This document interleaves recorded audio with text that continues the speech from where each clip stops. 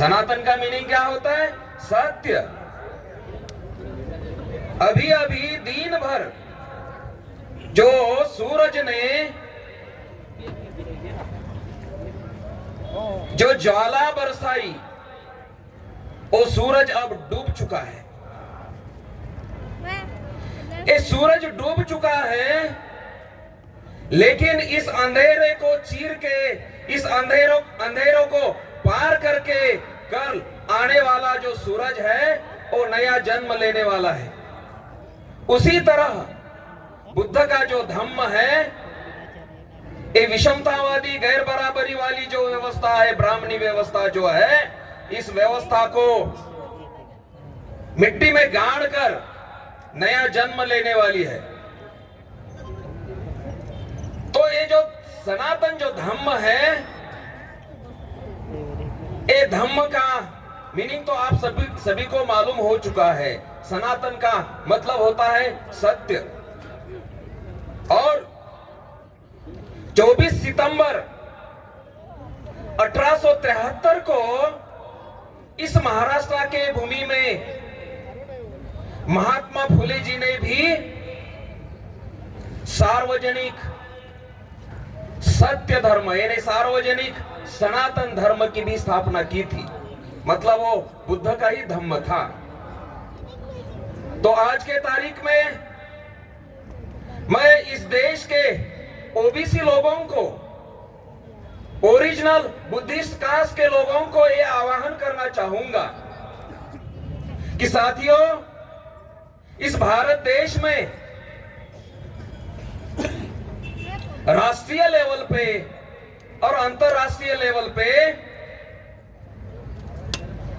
काम करने वाला अगर कोई नेतृत्व है तो मान्यवर डॉक्टर विलास खरात साहब और उनकी जो टीम है। तो सनातन धर्म के लिए आंदोलन करना, संघर्ष करना ये कोई नई बात नहीं है। महाराष्ट्र में हमने बहुत सारे आंदोलन किए हुए हैं। महाराष्ट्र के बुल्ढाना डिस्ट्रिक्ट में जो मौर्यकालीन बौद्ध स्तूप था, और बौद्ध स्तूप को बचाने के लिए सन 2018 में हम लोगों ने आंदोलन किए, प्रतिकूल परिस्थिति में किए और सफल भी कराए। आज वो भोज स्तूप को संवर्धन करने के लिए 600 करोड़ रुपया खर्च हो रहा है सरकार की तरफ से। साथियों, महाराष्ट्र में अकोला जिला है, वो अकोला जिले में पातूर तहसील है, और वो पातूर के तहसील में जो वाकाटक कालीन बुद्ध लेनी है, वाकाटक राजा जो था वो बौद्ध राजा था। तो उन्होंने जो केव्स बनाई थी, वो केव्स को भी उसको जतन और संवर्धन करने का आंदोलन हम लोगों ने किया और हमारा हौसला बढ़ते गया। साथियों, ये जो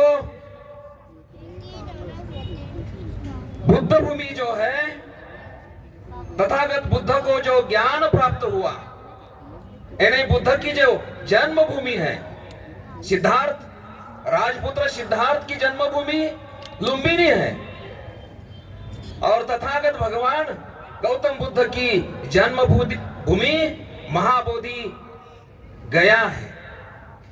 तो ये जो गया के संबंध में संपूर्ण महाराष्ट्र में जो आंदोलन की तीव्रता बढ़ गई है, सभी लोगों को लग रहा है कि ये महाबोधि महाविहार ब्राह्मणों के कब्जे से मुक्त होना चाहिए। जैसे कोई पेड़ होता है ना, पेड़ का एक बुंदा होता है और उसकी शाखाएं मान लो इधर उधर जाती है, तो मालिकाना जो हक होता है पेड़ पे, वो किसका होता है?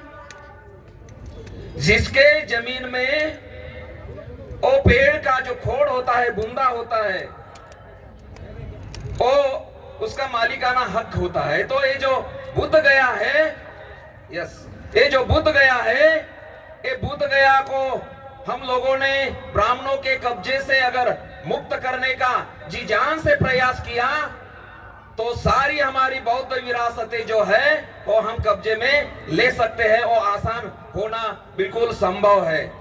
इसी को कहते हुए मैं मेरे वाणी को यहीं पर समाप्त करता हूं।